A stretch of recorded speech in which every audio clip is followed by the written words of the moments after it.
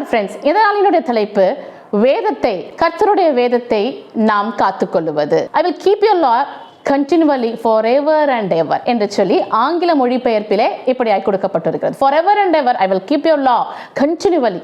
நம்ம உலகத்துல அநேக விதமான டிஸ்ட்ராக்ஷன்ஸ் இருக்கத்தான் செய்கின்றது அல்லவா? எவ்வளவு விதமான நபர்களை தாண்டி செல்கின்றோம், காரியங்களை தாண்டி செல்கின்றோம், எல்லாம் நம்முடைய கையில் கிடைக்கப்பட்டிருக்கின்றது.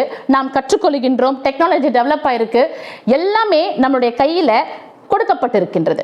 நாம் பார்க்கின்ற காரியங்கள் என்ன, நாம் கேட்கின்ற காரியங்கள் என்ன, நாம் செய்கின்ற காரியங்கள் என்ன, அதுதான் இங்கு கர்த்தர் நம்மிடத்துல உற்று கவனிக்கின்றவராய் இருக்கின்றார். சில சொல்லுவாங்க இல்லையா, காலேஜ் சரியில்லைங்க, அதனாலதான் எங்க பிள்ளை கொஞ்சம் ஒரு மாதிரி வழி தவறி போயிட்டாங்க, வேலை பார்க்குற இடத்துல கொஞ்சம் அந்த மாதிரி கொஞ்சம் நம்ம அட்ஜஸ்ட் பண்ணி போக வேண்டியது இருக்கு, ஒரு குறிப்பிட்ட சபைகளிலே கூட சரி இந்த மாதிரி காரியத்தை நம்ம அட்ஜஸ்ட் பண்ணி போக வேண்டியதுதான் இருக்கின்றது. எல்லாரும் அப்படிதானே இருக்கிறாங்க, எல்லாரும் அப்படி இருந்து கொள்ளட்டும். ஆனால் கர்த்தருடைய வேதத்தை சுமக்கின்ற, கர்த்தருடைய வேதத்தை படித்து அதை கற்றுக்கொள்ளுகிற நீங்களும் நானும் எப்படி இருக்க வேண்டுமாம், அதை நாம் காத்து கொள்ளுகிறவர்களாய் இருக்க வேண்டுமாம். இந்த காரியம் கர்த்தருக்கு அருவருப்பானவை. வேதவசனம் சொல்லுகின்றது 119 சங்கீதம் 44 வசனம், நான் எப்பொழுதும் என்றென்றைக்கும் உமது வேதத்தை காத்துக்கொள்வேன். எப்பொழுதும் என்றென்றைக்கும் ஒரு நாழிகை கூட மிஸ் ஆகாம, ஒரு நாள் மிஸ் ஆகாம அந்த வேதத்தை நான் காத்துக்கொள்ள வேண்டும். விசேஷமாக வாலிப பிரயாயத்துல இருந்து, சிறு பிரயாயத்துல இருந்து நம்ம அதை பிரயோகித்துக் கொண்டு வர வேண்டும். எனக்கு ஏசப்பாவுக்கு இந்த காரியம் பிடிக்காது, நான் இதை செய்ய மாட்டேன், என் ஏசப்பா இதை செய்யக்கூடாதுன்னு சொல்லியிருக்காங்க, இதை நான் செய்ய மாட்டேன் என்று சொல்லி படிக்கின்ற பிள்ளைகளை எடுத்துக்கொள்வோமே. ஆனால் அவர்கள் எல்லாருமே எக்ஸாம்ஸ் எழுதுவாங்க. சில பேருக்கு தெரியல என்று சொல்லும்போது எங்க இருந்தாவது நமக்கு உதவி கிடைக்குமா என்று மனம் என்ன ஆகும், ஒரு டிஸ்ட்ராக்ஷன்ஸ்குள்ளாக போகும். இந்த ஃப்ரெண்டு கிட்ட கேட்கலாமா, அந்த ஃப்ரெண்டு கிட்ட கேட்கலாமா என்று சொல்லி.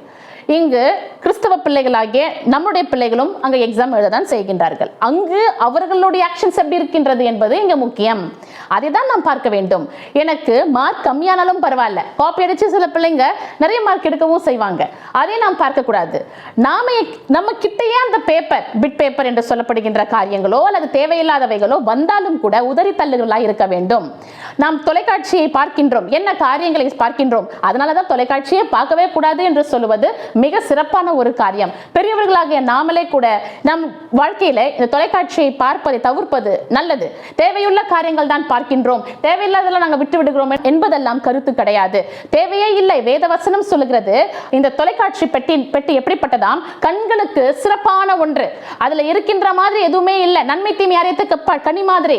சாத்தான் சொல்லுவான், எல்லாரும் பார்க்கறாங்க, பார்க்கிறது தவறில்லை என்று சொல்லி. ஆனால் நாம் கிறிஸ்தவர்களாகிய நாம் என்ன சொல்ல வேண்டும், இது வேண்டாம் என்று ஒதுக்கி வைக்க வேண்டும்.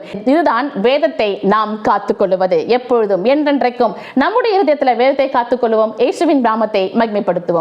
Have a blessed day. Praise be to God.